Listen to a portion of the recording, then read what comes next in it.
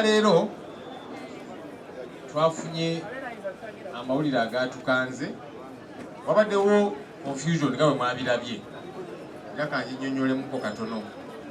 Naye maama yatutegeezezza nti Honorable Sseggirinya afudde. Tutuuka ne tugenda ku ddwaliro ne SG n'abalala.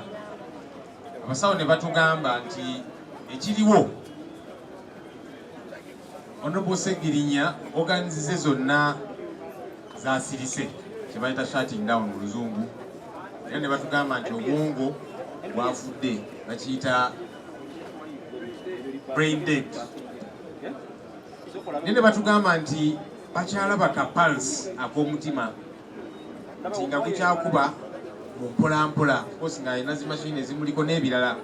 Kati bo bambi mu bukugu bwabwe n'amateeka agabafuga, omuntu bw'aba akyalimu ka pulse ako baba tebakkirizibwa kulanga nti omuntu ono afudde. Nekitubuzaabuza netutula n'abasawo awo ne tubuuza ebibuuzo bingi, ne tubabuuza bannaye wali essuubi? Ne batugamba tetwagala kubawa ssuubi, naye twesige Katonda ayinza okukola ekyamagero. Naye bo nga bo ne bagamba nti bakyalindiridde okulangirira. So badde nsaba ensonga eyo tugitegeere, kubanga wabaddewo confusion ng'ate etulanga nti munaffe agenze ate bwe tugamba kino nakiri, so kyekyabaddewo. Ate nga n'abasawo nabo tetwagala tubanenye, kubanga professional ethics zaabwe bwezityo bwezigamba. So zaaweza essaawa 6 n'eddakiika 10, kapalisi ako nako ne kasirika, ne batutegeeza nti munnaffe afudde.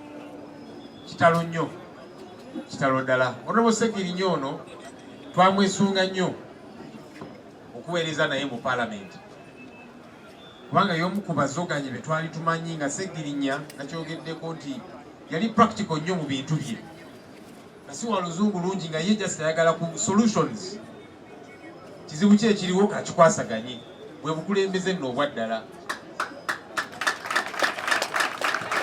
Tugenda endowooza oluusi nti obukulembeze oba kwambala kooti oba kubeera wa kitiibwa nnyo oba ki, ne Sseggirinya yayaga nti obukulembeze ndi munnaffe ne Honorable Allan ne babakwata. Awo nno tukyayinawo ebibuuzo bingi, engeri gye baakwatibwa.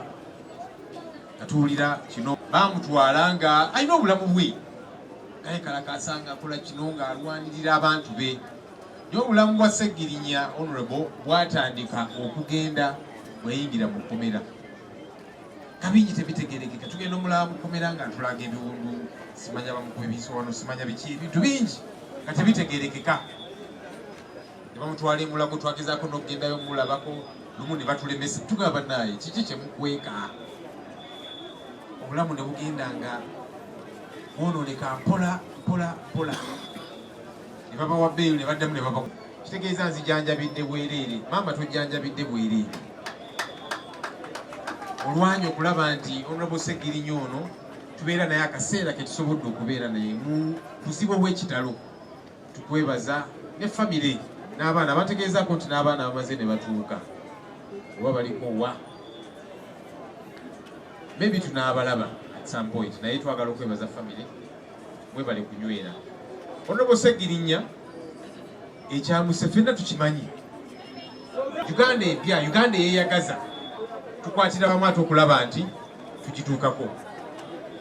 Okusiibula okw'amaanyi okw'enjawulo kwe tuyinza okuwa Sseggirinya, okumujjukira kye tuyinza okukola, kulaba nti tulwana nnyo okusigala ku nsonga Sseggirinya ze yali alwanirira. Ensonga eyo nkulu nnyo. Naddala abakulembeze bannange, manyi oluusi tugenda ne twogera ebigambo ebimu, abo ne bagamba nti Ssenyonyi ate ng'osomedde bakulembeze banno, kati tukole ki? Tetuyogereko mazima. Bwe tunaava ku mulamu Chan, former leader of opposition, she's the Gulu City Woman MP. Thank you, Mama, for being present and for always guiding us in Parliament. Munange tubeera eyo, oluusi nga n'abakulembeze abamu be tuli nabo abagamba nti ba NUP tebategeerekeka, naye ng'ate abalala ab'ebibiina ebirala bo bategeerekeka. Mama, I heard you speak some Luganda. I'm sure you've understood that one. I was saying thank you for being true to the cause. That even when you are not a member of our party, you have held hands with us and supported us. Honorable Jonathan Ebwalu, Soroti West MP. Kubanga bwe mbagambye nti Honorable Segirinya bagenda okumukwata ng'alina obulamu bwe. Bino ebirwadde simanya biki Segirinya yali tabikomplaining ngako yadde.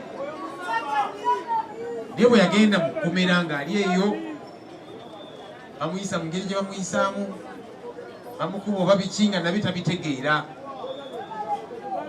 obulamu ne bwonooneka. Kati kikulaga nti bwe yalinnya mu kkomera bw'ati obulamu ne butandika okwonooneka. Kakati awo ekyasse munnaffe tuba tukimanyi.